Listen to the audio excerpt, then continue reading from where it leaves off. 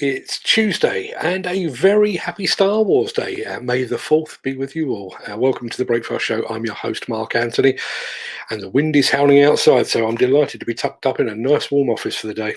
I will get to the news headlines in just a second, but first, let's have a quick trawl through those all-important celebrity birthdays.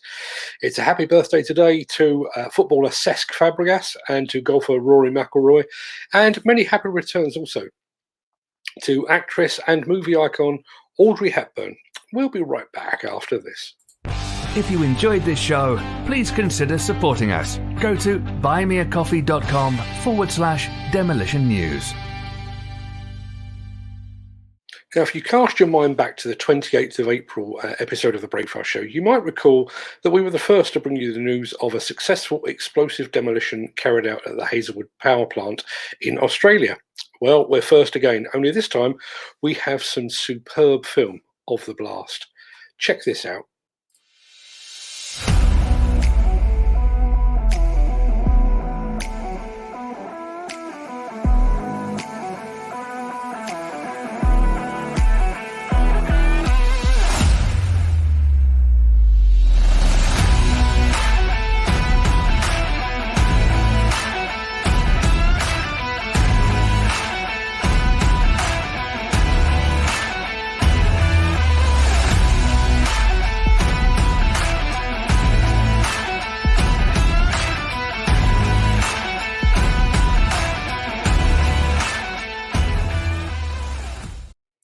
That blast was actually carried out by a UK company, Orford Technology, working in conjunction with Australian demolition contractor Delta Group.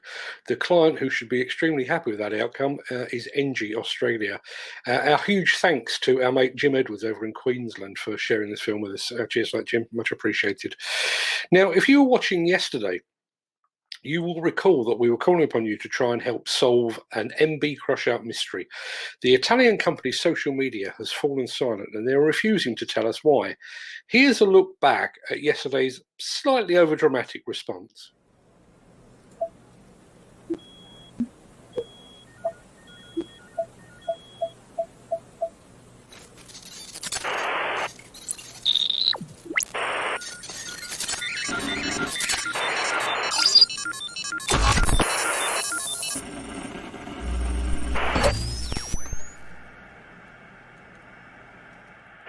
If you're seeing this message, we need your help.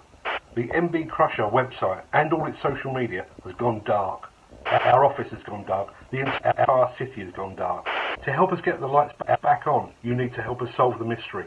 Just use the hashtag MBCrusherDark and let us know why you think they've gone dark. Are they launching a new product? Are they taking over another company? Have they been taken over? Help us now if you can. Hashtag MBCrusherDark.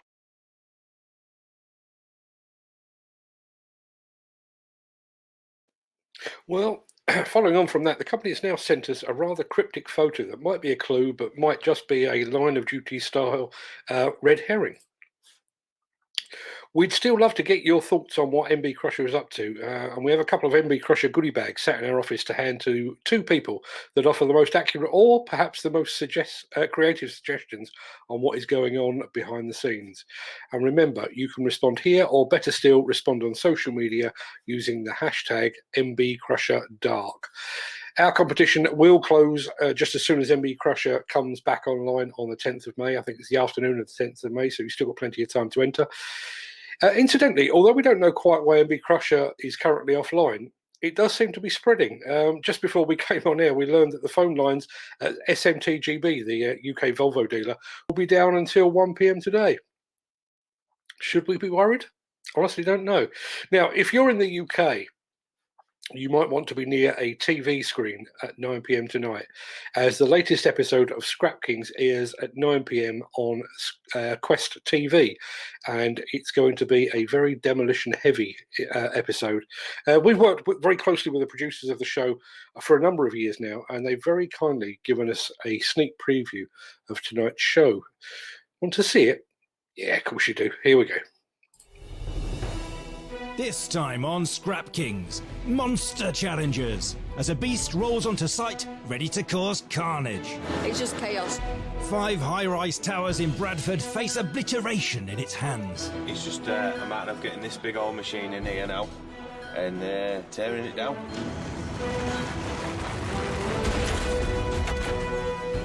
While in York, another scrapper bites off more than he can chew. That'll showing his wages. And in Somerset, a scrap sculptor wrestles with a 4-legged animal from scratch. I've had to rework it about 8 times to try and get the right dimensions and scale on it.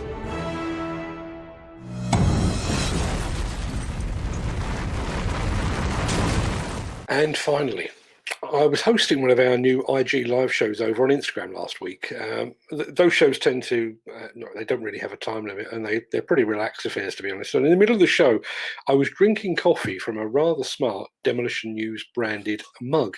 It's a ceramic mug, in fact.